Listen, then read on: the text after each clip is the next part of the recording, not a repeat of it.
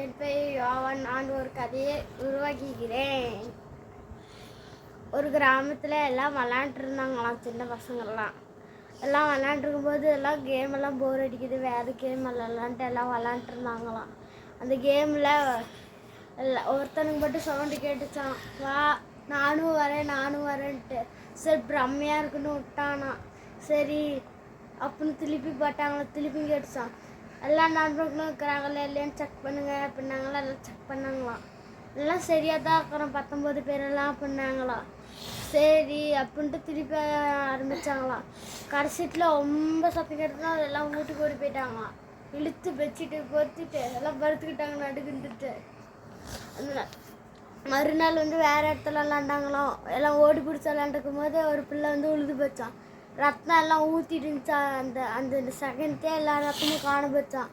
அதுக்கப்புறம் சரி அப்படின்ட்டு, நீ ஃபஸ்ட்டு உளுந்தியா இல்லையா, சரி சின்னடியாக தான் இருக்கும், அதனால ரத்தம் வந்திருக்காதே அப்படின்ட்டு நினச்சிட்டு விட்டாங்களாம். நைட்டு ஒரு பையனுக்கு, அந்த பொண்ணுக்கு மட்டும் ராத்திரியில் கனவு வந்துச்சான்.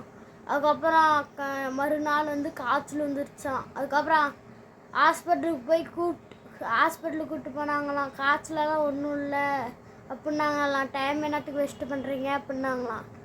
சரி நான் எப்படியா இருந்தாலும் செக் பண்ணி பார்க்குறேன், இருக்குதா இல்லையான்னு சொல்கிறேன் அப்படின்னாங்களே. இல்லை செக் பண்ணி தான் இப்போ தான் பார்த்தேன், இல்லைன்னாங்களாம். அதுக்கப்புறம் சரி அப்படின்ட்டு போய் சொல்லாதடா, லீவ் போடலாம் தானே இப்படி சொல்கிறேன் அப்படின்னானா. சரி அப்படின்ட்டு போய் ஒன்னொருத்தனையும் கூப்பிட்டு போனானா. ஒன்னொருத்தையும் கூப்பிட்டு போகும்போது அதுக்கு அவன் கனவுல வந்த இடத்த கரெக்டாக போய் பார்த்து அந்த அந்த கொகையாண்டு போய் பார்த்தானா. கூப்பிட்டானா, என்னையா விளாட்றீங்களா வாங்க அப்படின்னா. உடனே யாரோ ஒரு ஆவி வந்துச்சான். நீ யார் எங்கள் கூட விளாடுவான்னு நீட்டிக்கிற அப்படின்னு கேட்டுச்சான். நான் உங்களை மாரி தான் விளாண்டுருந்தேன். ஒரு கடத்துகிற கும்பல் என்னை கடத்திட்டு போயிட்டாங்க, ஆட்டு கிட்னி எல்லாம் எடுத்துகிட்டு போயிட்டாங்க அப்படின்னாங்களாம். சரி நீயும் எங்கள் கூட வரையா விளையாடுறதுக்கு. நான் தான் எனக்கு உருவமே இல்லையே, நான் எப்படி உன் கூட விளையாடுறதுக்கு அப்படின்னுச்சா. சரி நீ என் உடம்புல பூந்துக்கா, நீ விளையாடுவ அப்படின்னுச்சான். சரி அப்படின்னா ஆவி சொன்னிச்சான். அதுக்கப்புறம் வீட்டுக்கு போய் தூங்கும் போது அது அந்த நெத்திக்கிட்ட ஓன்னு கத்துனுச்சான். பக்கத்து இருந்தீங்கன்னே எந்திரிச்சுக்கிட்டாங்களாம் அவனை தவிர. ஏன்னா அவனுக்கு ஆவி பிடிச்சிக்கிச்சான். அதனால்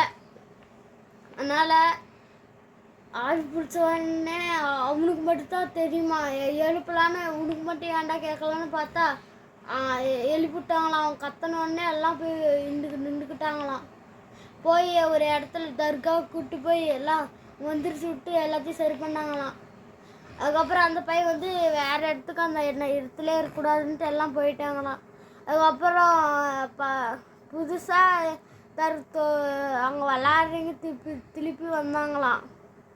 அதுக்கப்புறம் அந்த நம்ம ஃப்ரெண்ட்ஸை ஒருத்தங்க அவன் போயிட்டான், இங்கே எங்கேயோ பேய்க்குதுன்னு சொல்கிறான், அவன் உண்மையா இல்லையான்னு பார்க்கலாம் அப்படின்னாங்களாம். எல்லாம் அவங்க பேய் இருக்கியா இல்லையான்னு செக் பண்ணுறதுக்கு திருப்பி விளாடலாம், அன்றைக்கு மாரி ஆரம்பிக்கலாம் அப்படின்ட்டு ஆரம்பித்தாங்களாம். அதுக்கப்புறம் சாபூத்திச்சு போயிடும் திருப்பி வரேன் அப்படின்னாங்களாம். வரதா இல்லையான்னு கேட்டுச்சான். சரி வா அப்படின்னுச்சான். வந்தாங்க பேய். பயந்துக்கிட்டு ஃபஸ்ட்டு ஓடி போயிட்டாங்களாம். பயந்துட்டு ஓடாதீங்க, நான் உங்களை எதுவுமே செய்ய மாட்டேன் அப்படின்னோடனே எல்லாம் ஃப்ரெண்ட்ஸ் ஆகிட்டாங்க. நன்றி, வணக்கம்.